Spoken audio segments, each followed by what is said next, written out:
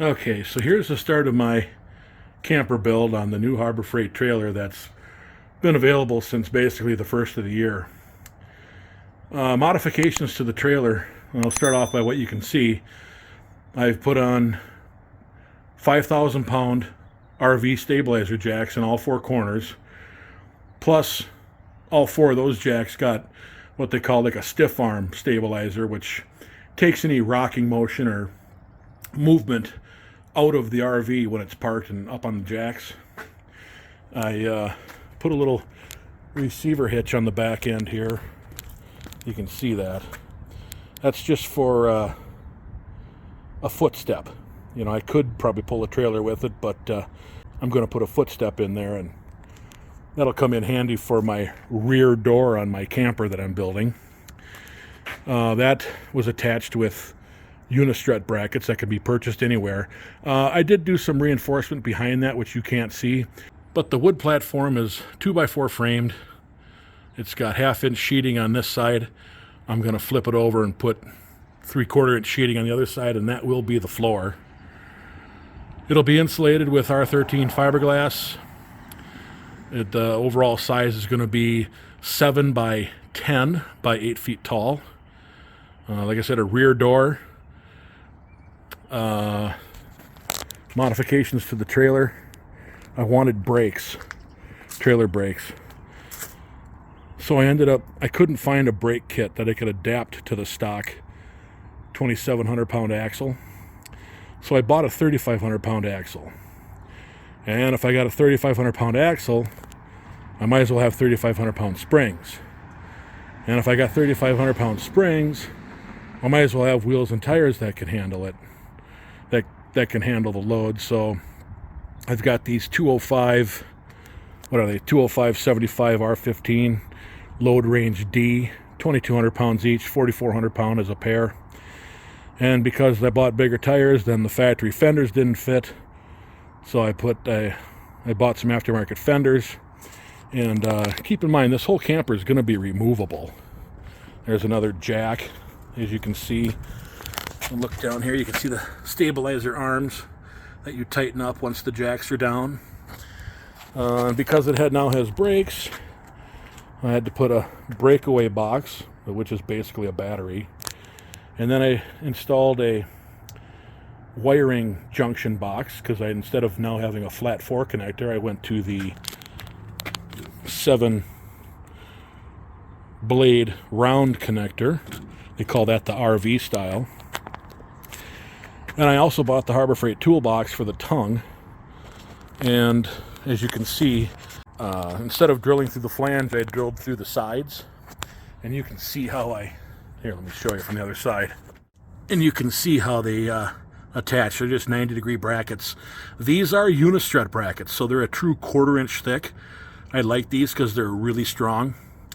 And so that's attached with 1/2 inch hardware. And then the box sits down on top of that. I have a round, I'll show you in a minute, a round rubber isolator that goes on here. And by the time the toolbox goes on, it's still above the frame rail. So that works pretty good. So these are the isolators I use to attach that toolbox. I use the rubber isolator on top of a washer. And then on the inside of the box, I use 2, because they're thin. I use 2 fender washers. And the reason I'm using fender washers at all is because that Harbor Freight toolbox is pretty thin material, and I don't want these to rip through. So just extra protection. The junction box and the battery, they're all attached with standard unistrut hardware. It just bolts right on.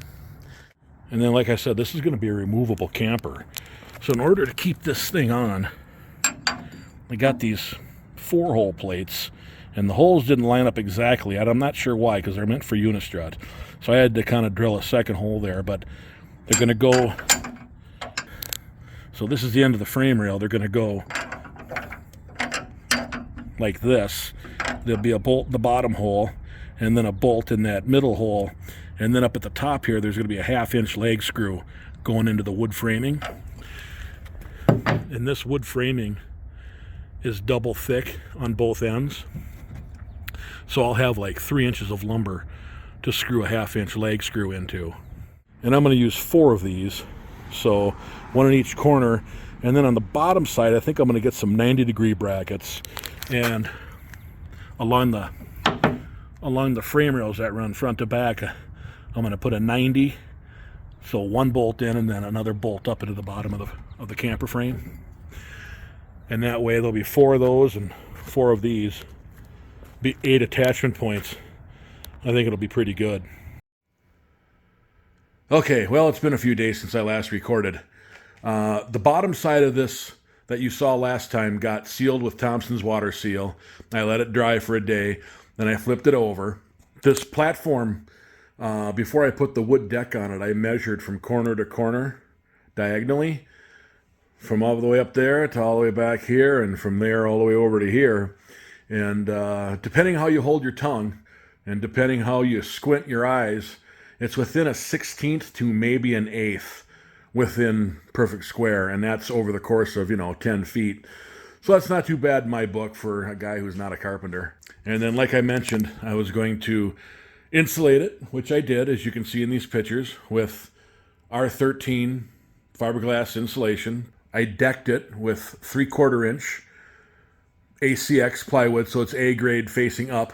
And I may leave this as a wood floor. That's why I wanted the A grade for the flooring, because it's what you're going to see.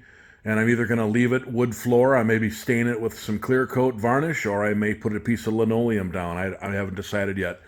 This camper, I don't necessarily need luxury inside, but I do want it to be fairly nice. So, and linoleum's good enough for me, and it works good. So, and here's another shot of those rear stiff arms now that the jacks are down. You can see that the stiff arms, when you tighten those lock screws on either side, it takes away any rocking motion from the jacks that, when you're in the camper walking around, they always like to wiggle around a little bit. Well, those stiff arms will take away quite a bit of that wiggle.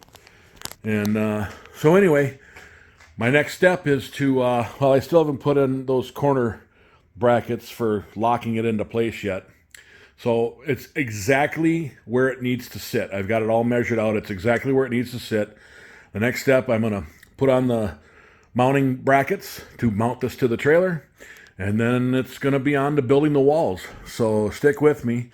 If you haven't already, please be sure you subscribe so you won't miss the updates. This is going to be video number 1 of the camper build. Anyway, please stick with me. There will be more updates to come. The walls are going to go up next. And that's all I have for now. Please be sure to like, share, and subscribe for more. If you have any questions, be sure you post them below. Thanks for watching.